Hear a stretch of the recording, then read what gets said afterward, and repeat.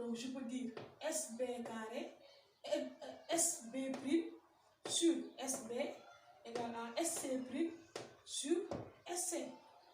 Regardez, je peux aussi considérer le triangle SOB.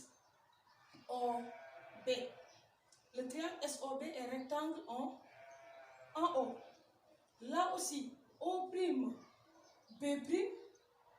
et OB sont parallèles. Donc là aussi, je peux appliquer le théorème de Thalès en disant que SOB' et le triangle SOB sont en position de Thalès. Pourquoi? Parce qu'il y a deux triangles séquentes et coupés par deux droites parallèles. O', B' est parallèle à OB. Donc là aussi, je peux dire SO' sur SO égale à SB' sur SB égale à O'B' sur OB. Donc on va appliquer le théorème de Thalès. Alors je vais sortir le rapport d'abord. Le rapport qui existe sur les longueurs. Sur les longueurs. Pour les longueurs.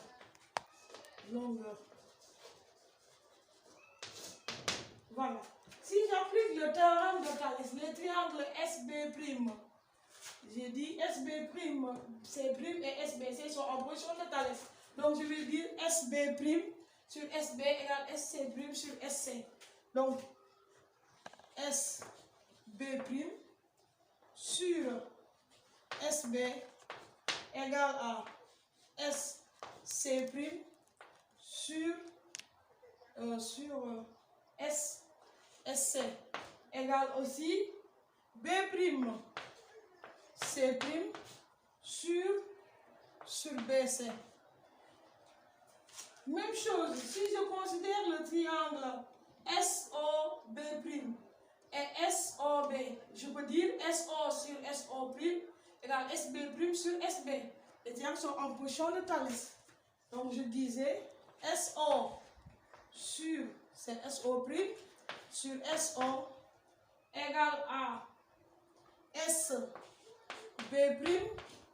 sur SB égale à OB' sur OB. Voilà. Maintenant regardez, SB' c'est quoi? C'est l'arête SB', c'est A', c'est l'arête latérale de la pyramide réduite. Donc je peux dire, là, je peux dire A', non, SB', oui, c'est A', sur SB, c'est A, c'est l'arête de la grande pyramide. A', c'est l'arête latérale de la petite pyramide. Et A, c'est l'arête latérale de la grande pyramide, c'est-à-dire la pyramide initiale. Je dis égal B', C'. Ça, c'est le côté de la pyramide réduite. Donc, je vais dire égal C'. BC, c'est le côté de la pyramide initiale. Je dis égal. Parce que ici, SB' sur SB, c'est la même chose. Ici, on dit que égal à OB'. O'B' sur OB. Et O'B' c'est quoi? O'B' c'est le rayon de la base réduite. Donc R' sur R.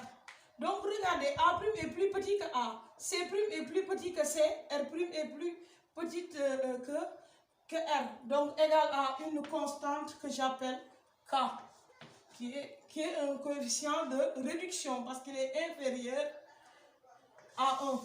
Le rapport est inférieur à 1. Voilà, donc avec K inférieur à 1. K c'est le coefficient de réduction, d'où le nom de pyramide réduite. Si on avait inversé A sur A', C sur C', R sur R', le quotient est supérieur à 1. Dans ce cas, le K là, ce n'est plus le coefficient de réduction, mais ce sera le coefficient d'agrandissement. Et dans ce cas, K est supérieur à 1. Voilà, donc ça c'est la relation avec les longueurs. Nous allons voir la relation avec les aires. Pour les aires, là aussi, je vais dire l'aire de la petite pyramide sur l'aire de la grande pyramide égale à KO. carré. Par exemple, l'aire de la petite pyramide, je l'appelle A' sur A égale A. Au lieu de mettre K, il faut faire très attention ici, ce sont les aires. Donc on doit mettre K au carré. Ça c'est l'autre relation.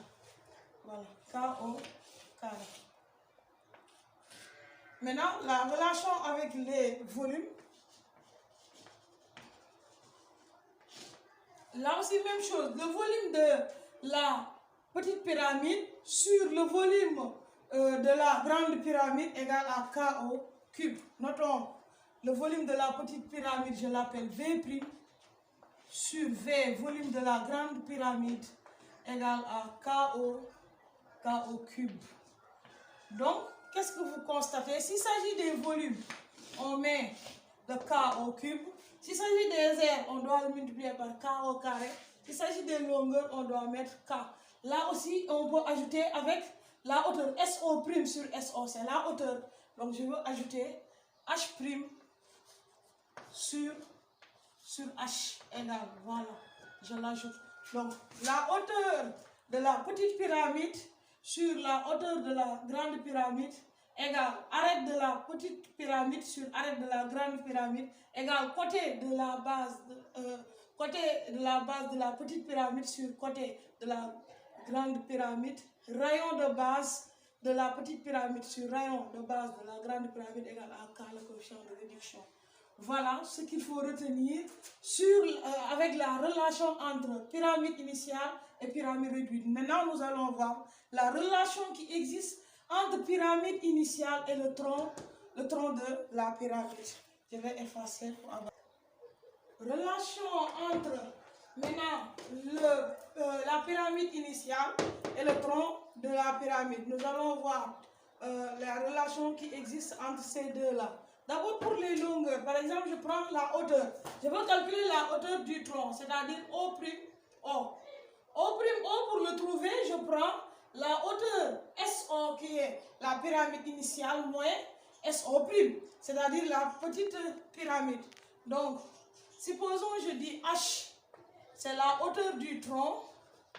Pour le trouver, je dis égal à H qui est hauteur de la grande pyramide moins H', hauteur de la petite pyramide. Ça, c'est une relation pour calculer la hauteur du tronc. Or, H' sur H, j'avais dit égal à K. Ce qui implique que H' égale à K fois H. Donc, je ne fais que remplacer. Donc, je peux dire H tronc, la hauteur du tronc égale à H moins H', je le remplace par K fois H. H, je l'ai ici, je l'ai là, je peux factoriser par H. Donc, j'ai H en facteur. Là, si je sors H, il reste 1 moins.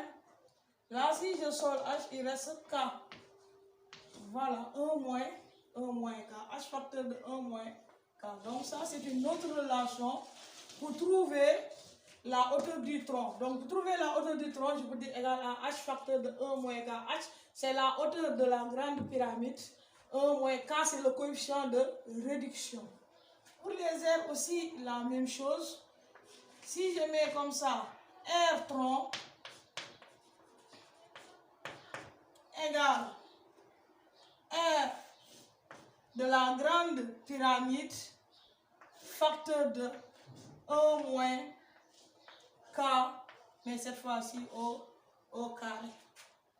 On peut le démontrer, comme ce que j'ai fait tout à l'heure. On peut bien le démontrer si vous voulez. Même chose pour trouver le volume du tronc.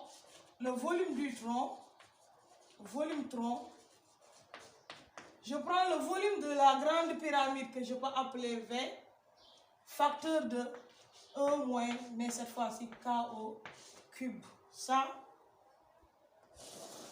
c'est pour trouver le volume du tronc. Bien, il y a une autre méthode pour trouver le volume du tronc. Je peux dire égal volume de la grande pyramide moins volume de la petite pyramide.